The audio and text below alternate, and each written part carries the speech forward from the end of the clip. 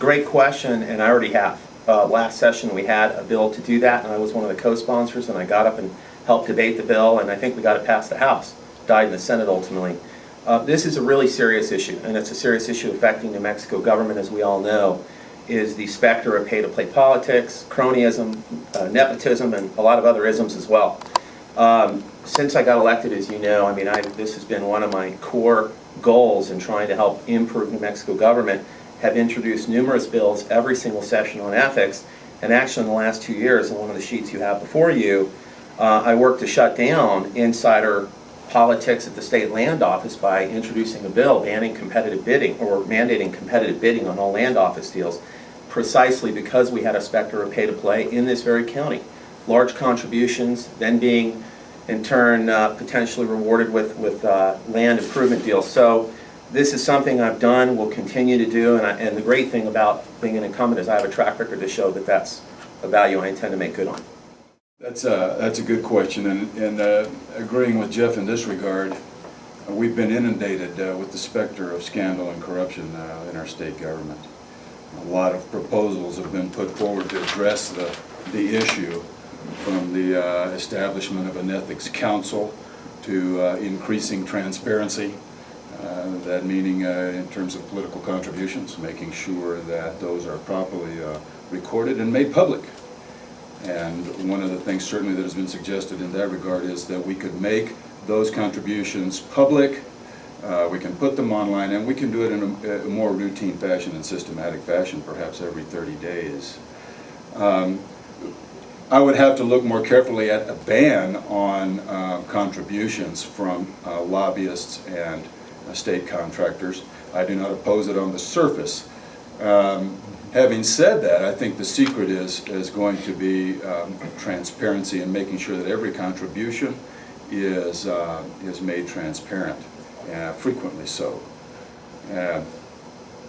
The issue of an ethics council is interesting to me, and I've seen where those proposals have been put forward several times, and they seem to hang up on a very critical issue, and that is, how are we going to constitute the council?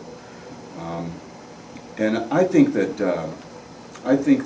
one of the problems with having an ethics council is this, and I would support an ethics council and developing a code of ethics for state legislators, provided that the members of the council are not selected by politicians. And that's an obvious problem and adds to the potential for political thinking and corruption. I would rather, now Diane Dennis has suggested a council made up of a group of constituents selected by the state Supreme Court. I would suggest a little bit different. I like that idea, but I would like for all of the constituents of our ethics council, if we're going to move that legislation, to come from out of state. Okay. In medicine, we perform something called peer review. And it's a difficult thing to do, but it's absolutely necessary to make sure that doctors are doing their job properly. And occasionally we'll be asked to review the chart or the care of a patient by another physician in the community. And in doing that, we're supposed to be objective, but you can immediately see the conflicts of interest that arise. When we want good peer review, we send our charts to a remote location. Right. So I would support an ethics council that would be, we can take nominations from the state Supreme Court, but they should be constituted from people from out of state who don't know anybody here.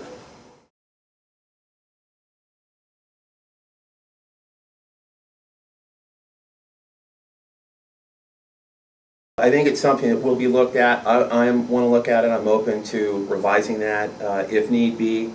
And at the same time, we need to be practical about this as well. I mean, you know, gee, we talk about issuing every New Mexican a new driver's license. That sounds pretty expensive. So, I mean, we need to look at this practically, and I think we need to look at it in the framework of a national debate about immigration reform. Truly, I mean, when we start talking about turning our county clerks and our motor vehicle departments into immigration offices, I think there's a problem there. So I think we need to look at the whole system.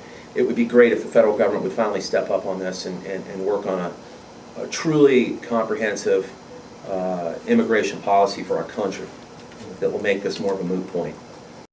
That's a practice that needs to stop, in my opinion.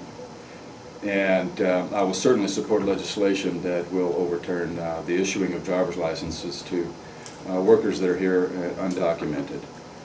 And it's going to be, to a degree, a difficult issue I think we're going to have to start from scratch issuing driver's licenses. And I would suggest also that we could consider incorporating proof of citizenship when you get your driver's license.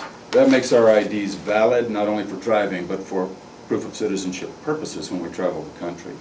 I would also like to consider putting a voter registration on that ID, including a photograph of the person identifying where they're registered to vote.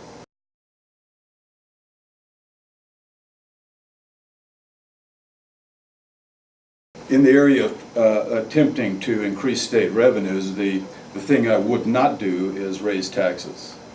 And I will not vote for any increase in taxes. One of the areas where I'm concerned about dwindling state revenues is in the area of the harvesting of our natural resources. And we have seen significant recent regulation, and I think over-regulation of some aspects of the harvesting of and exploring for oil and natural gas. We're seeing threats to harvesting of uranium. Our mining industry is over-regulated. I would like to loosen those in a way that makes a compromise with those who'd like to protect our environment, and I'm one of those. But I think that we can pull back on some of those restrictions, and that will ensure more income to our state.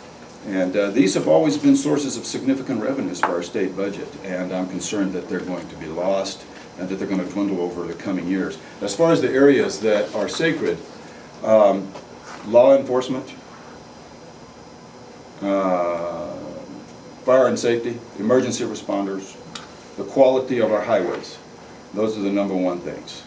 #2, I would keep the teachers. Now, we need an overhaul of our educational system, and I'd be pleased to talk about that anytime.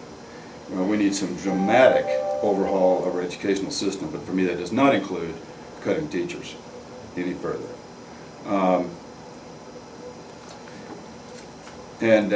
Finally, although Jeff suggested that I want to cut Medicaid, it's not exactly what I want to do. I want to overhaul Medicaid in a way that asks those patients for small copays who can make them. I see these patients daily. I know that many of them can help us. We pay 100% of all Medicaid expenses, and what that contributes to is a very inefficient and unstewardly utilization of the resources.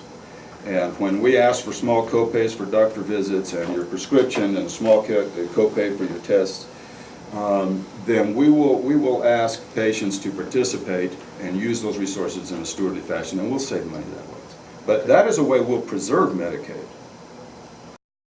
I'll tell you, one area where we should look to increase revenues is this exemption, this kind of state policy of giving some of our big out-of-state companies favorable tax policy over our small local companies, called the big box stores, what you commonly hear them referred to.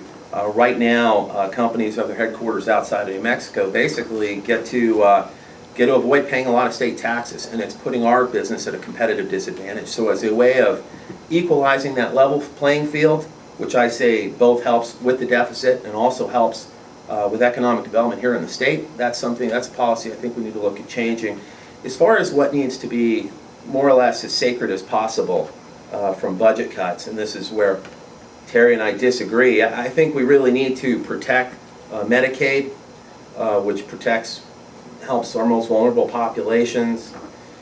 Certainly education. I've heard Terry say we need to cut education. You know, I voted against the budget at 3 in the morning and stood up against my party to do so because of how tough the cuts were, particularly on NMSU and the Las Cruces campus. I don't think we can build a strong future economy for Doña Ana County and the state of New Mexico on the backs of a broken, stressed, and unviable education system. So I think we've got to protect that. We've got to protect Medicaid. And finally, our veteran services, I think, are very important. The few services that the veterans do get in our state, we need to protect them as well from these cuts.